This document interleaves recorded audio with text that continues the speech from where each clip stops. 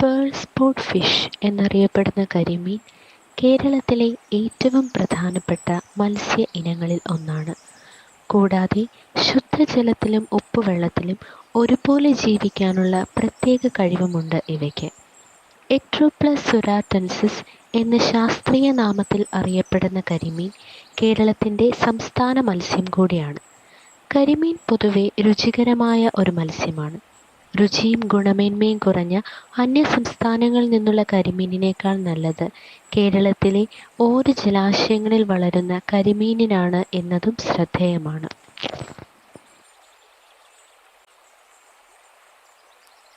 നമസ്കാരം. മത്സ്യകൃഷി മേഖലയിൽ 20 വർഷത്തെ അനുഭവ സമ്പത്തുള്ള കർഷകനായ മുജീബുക്കയുടെ ഫാമിലാണ് നാം നിൽക്കുന്നത്. ആലപ്പുഴ ജില്ലയിലെ തൃക്കുന്നപ്പുഴയ്ക്കടുത്തുള്ള പുളിക്കേടിലാണ് ഈ ഫാം സ്ഥിതി ചെയ്യുന്നത്. അദ്ദേഹത്തിൻ്റെ അനുഭവങ്ങളിലേക്കും വിശേഷങ്ങളിലേക്കും കടക്കാം. ആദ്യം തന്നെ മീൻ കുഞ്ഞുങ്ങളെ പറ്റിയുള്ള കൂടുതൽ വിവരങ്ങൾ അദ്ദേഹത്തിൽ നിന്നും ചോദിച്ചറിയാം. ഇത് നമ്മൾ 1 ഇഞ്ച് ടൈപ്പ് മീനാണ്. ഇത് 1 ഇഞ്ച് ടൈപ്പ്. ഇതൊരു 1.5-2 മാസത്തെ വളർച്ചയാണ്. ഈ 2 മാസത്തെ വളർച്ച ഈ കുഞ്ഞിന് നമ്മൾ വില 3 രൂപ റേഞ്ചിലാണ് ഇതിനെ വെക്കുന്നത്. ഇത് വളരാൻ വേണ്ടിയുള്ള സമയം എന്ന് പറഞ്ഞാൽ ഈ 1 ഇഞ്ച് ടൈപ്പ് ഒരു 12 മാസം എടുക്കും. ഇതൊരു 100 ഗ്രാം, 150 ഗ്രാം, 200 ഗ്രാം ആകാം. കരിമീൻ ലാർവകൾ വളരെ ചെറുതും ദുർബലവുമാണ്. ഈ ഘട്ടത്തിൽ അവർ പ്രധാനമായും കഴിക്കുന്നത് പ്ലാങ്ക്ടൺസ് ആണ്. ജലത്തിൽ സ്വതന്ത്രമായി സഞ്ചരിക്കുന്ന സൂക്ഷ്മജീവികളാണ് പ്ലാങ്ക്ടൺസ്. ആദ്യത്തെ കുറച്ച് ആഴ്ചകൾ കഴിഞ്ഞ് ലാർവകൾ വളർന്ന് കുഞ്ഞു കരിമീനുകളായി മാറുന്ന ഈ ഘട്ടത്തിൽ അവയുടെ ഭക്ഷണക്രമത്തിൽ മാറ്റങ്ങൾ വരുന്നു. മറ്റുള്ള മത്സ്യകൃഷികളെ അപേക്ഷിച്ച് ഒരുപാട് പ്രത്യേകതകൾ നിറഞ്ഞതാണ് കരിമീൻ വളർത്തൽ. ഇതിൽ ഏറ്റവും പ്രധാനം വിത്ത് നിക്ഷേപം തന്നെയാണ്. ഒരു തവണ വിത്തിറക്കി കഴിഞ്ഞാൽ പിന്നീട് ഒരിക്കലും വിത്തിറക്കേണ്ടി വരില്ല.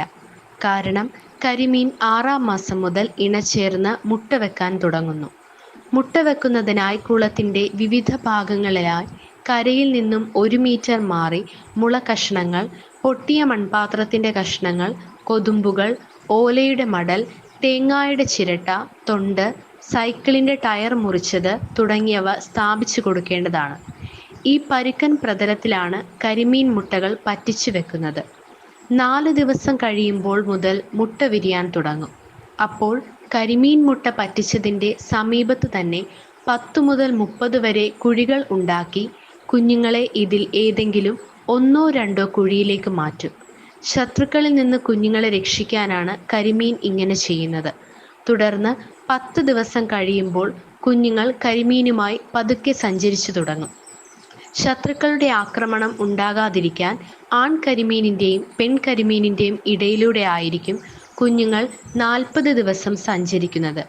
കരിമീൻ ഒരു തവണ മുട്ട വിരിഞ്ഞാൽ 600 മുതൽ 1500 വരെ കുഞ്ഞുങ്ങളെ ലഭിക്കുന്നു. നാച്ചുറൽ കുളങ്ങളിൽ കൃഷി ചെയ്യാൻ ഉദ്ദേശിക്കുന്നവരാണെങ്കിൽ കുഞ്ഞുങ്ങളെ മേടിച്ച് നിക്ഷേപിക്കുന്നതിലും നല്ലത് ജോഡി മീനെ ഇറക്കുന്നതാകും ലാഭകരം. ജോഡി മീൻ ഇറക്കി 1 മാസം ആകുമ്പോൾ മുതൽ കുഞ്ഞുങ്ങൾ വിരിഞ്ഞു തുടങ്ങും. പേൾ സ്പോട്ട് മത്സ്യത്തിൻ്റെ ആണും പെണ്ണും തമ്മിലുള്ള വ്യത്യാസങ്ങൾ തിരിച്ചറിയുന്നത് മത്സ്യ കർഷകർക്ക് വളരെയധികം പ്രധാനമാണ്. ആൺ പേൾ സ്പോട്ട് മത്സ്യങ്ങൾക്ക് സാധാരണയായി ദേഹത്ത് കൂടുതൽ ഉജ്ജ്വലമായ നിറങ്ങൾ കാണപ്പെടുന്നു.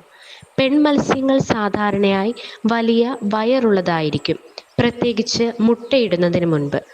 ആൺമത്സ്യത്തെ അപേക്ഷിച്ച് ഇവയ്ക്ക് നിറം കുറച്ച് കുറവായിരിക്കും.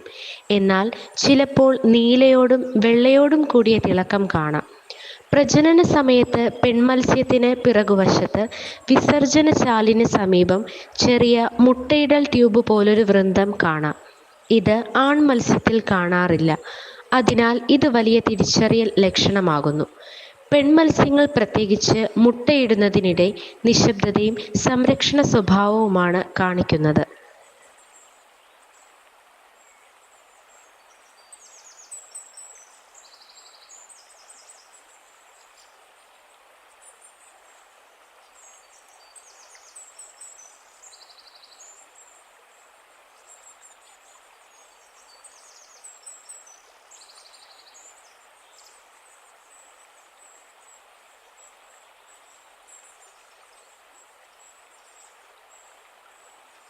കരിമീൻ നന്നായി വളരാൻ ശുദ്ധമായ ജലം ആവശ്യമാണ്.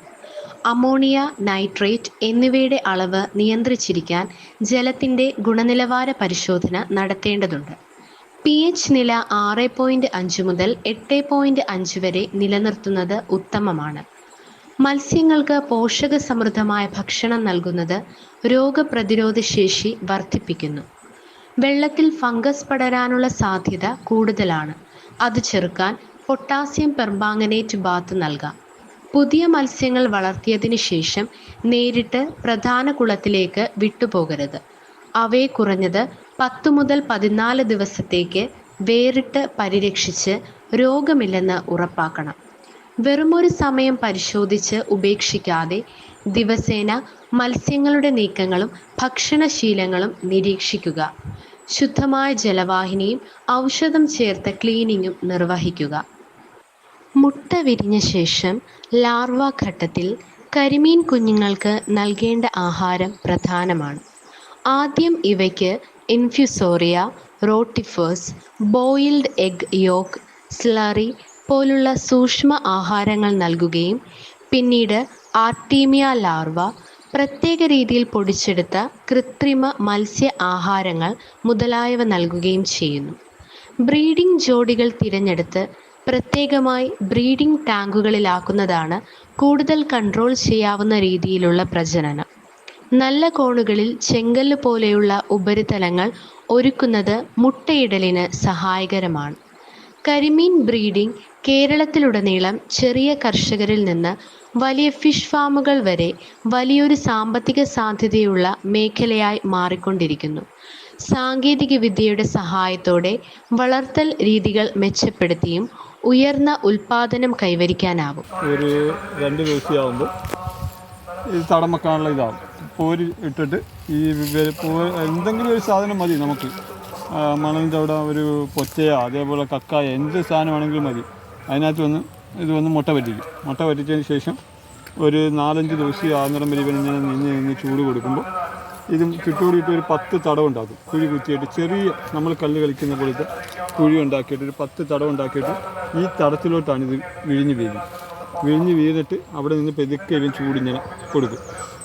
ഒരാൾ പോകുമ്പോൾ ഒരാൾ അടുത്തത് കയറി വരും. ഒരു തടത്തിൽ 2 മീൻ, ഒരു ജോഡി എന്ന് പറയുന്നത് 2 മീനാണ്. ആ 2 മീൻ ഇങ്ങനെ ഒരാൾ മാറി പോകുമ്പോൾ അടുത്താൾ കയറി വരും. അങ്ങനെ 2 പേരും ഇങ്ങനെ ചൂട് കൊടുത്ത് ഇത് വിരിഞ്ഞ് ആ കുഴി വീണൊരു ഒരാഴ്ചയോളം ഇവന് പെതുക്കെ നിന്ന് കറക്റ്റ് ചെയ്ത് ചൂട് കൊടുത്തിട്ട് ഇതിനെയും കൊണ്ട് വെളിയിൽ സഞ്ചരിക്കാൻ തുടങ്ങുമ്പോൾ ഇവൻ സ്വന്തമായിട്ട് ഭക്ഷണം കഴിക്കുകയല്ല. ഇവൻ്റെ മീനിൻ്റെ പേരിൻ്റെ ഭാഗത്ത് നമുക്ക് ഒരു ചെറിയൊരു കളർ വ്യത്യാസം ഉണ്ടാവും. ഇതിന് ഇനാമൽ പോലൊരു പ്രത്യേകം പുറപ്പെടുവിക്കണം.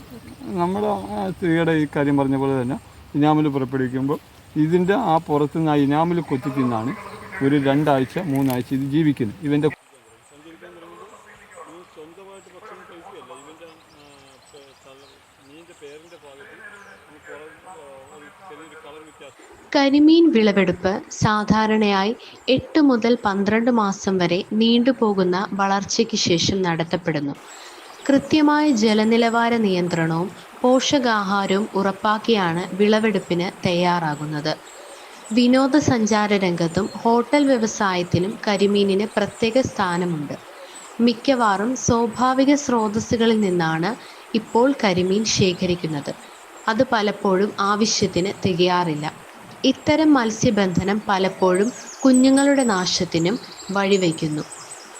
നല്ല ക്ഷണിക വിലയും സ്ഥിരമായ ആവശ്യകതയും ഉള്ളതുകൊണ്ട് കരിമീൻ കൃഷിയും വിപണിയും കേരളത്തിലെ മത്സ്യകൃഷി ശേഖരത്തിലൊരു വിലപ്പെട്ട പങ്ക് വഹിക്കുന്നു.